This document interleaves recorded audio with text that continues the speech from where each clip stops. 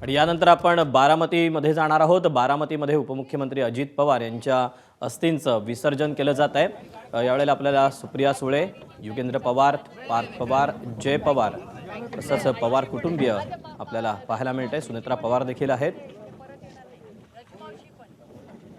अजित पवारांवर काल अंत्यसंस्कार करण्यात आले होते। दुर्दैवीपणे उपमुख्यमंत्री अजित पवार यांचं विमान अपघातामध्ये निधन झालं आणि अवघा महाराष्ट्र हळहळला।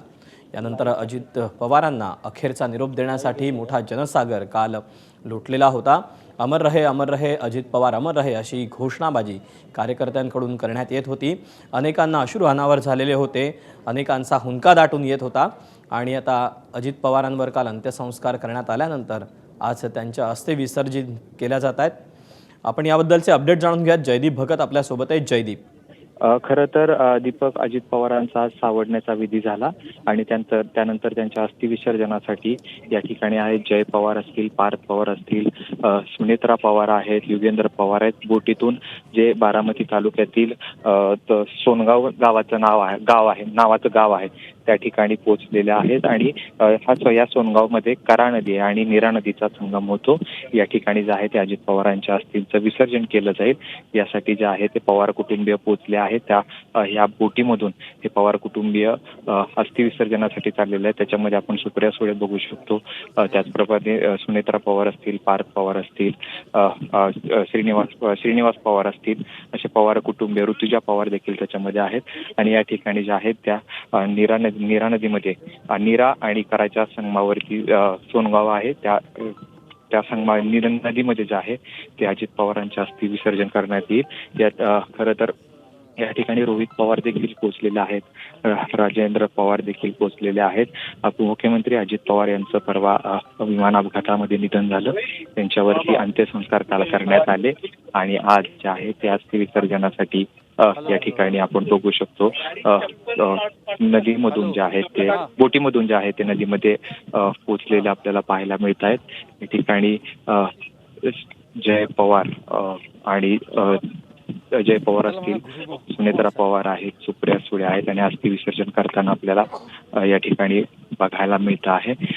सोनगाव गावामध्ये या ठिकाणी आहे तो त्याच्यासोबत रोहित पवार असतील, राजेंद्र पवार असतील, राणा जगजित सिंह असतील, हे देखील या ठिकाणी पोहोचलेले आहेत। आणि या ठिकाणी उपमुख्यमंत्री अजित पवार यांचा परवा अपघाती विमान अपघातात त्यांचा दुर्दैवी मृत्यू झाला। त्यानंतर त्यांच्यावरती काल अंत्यसंस्कार केले।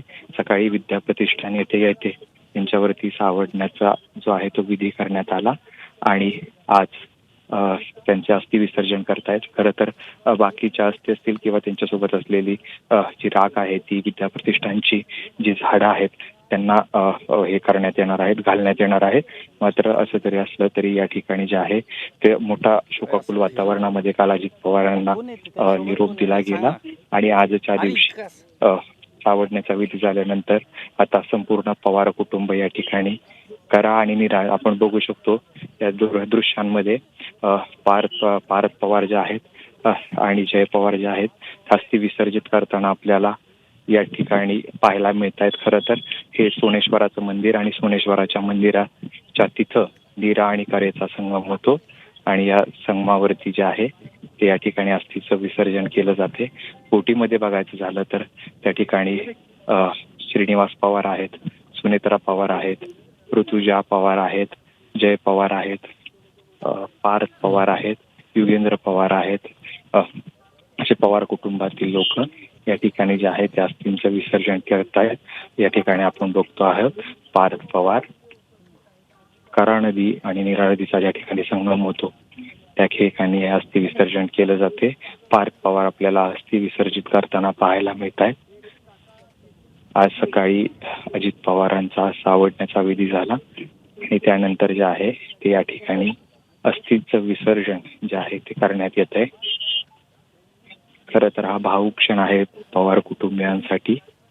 जयदीप, खरं तर जे पवार कुटुंबाचं नुकसान झालेलं आहे, पवार कुटुंबावर जो काही आघात झालेला आहे, या धक्क्यातून अजूनही पवार कुटुंब सावरू शकलेलं नाही आहे। अशातच हा जो एक मोठा भावुक क्षण आपल्याला पाहायला मिळतोय।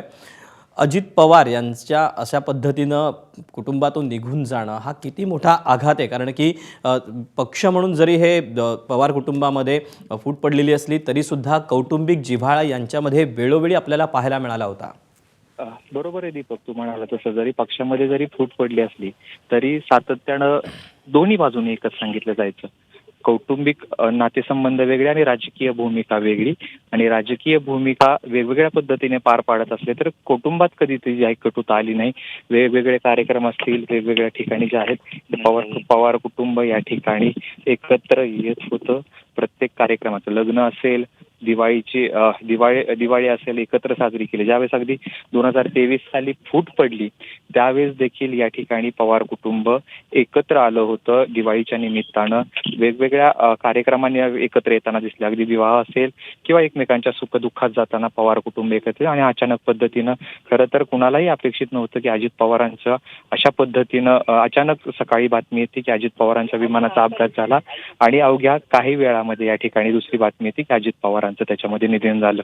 खरं तर अनेकांचे जे आहेत ते बारामतीकर पवार कुटुंबच काय इव्हन महाराष्ट्राला सुद्धा अपेक्षित नव्हतं की अशा पद्धतीनं अजित पवारांचं अकाली निधन होईल. आणि पवार कुटुंब जरी राजकारणात वेगवेगळी भूमिका बजावत असलं तरी या ठिकाणी कुटुंब म्हणून कायम एक त्यांना आपल्याला पाहायला मिळालं.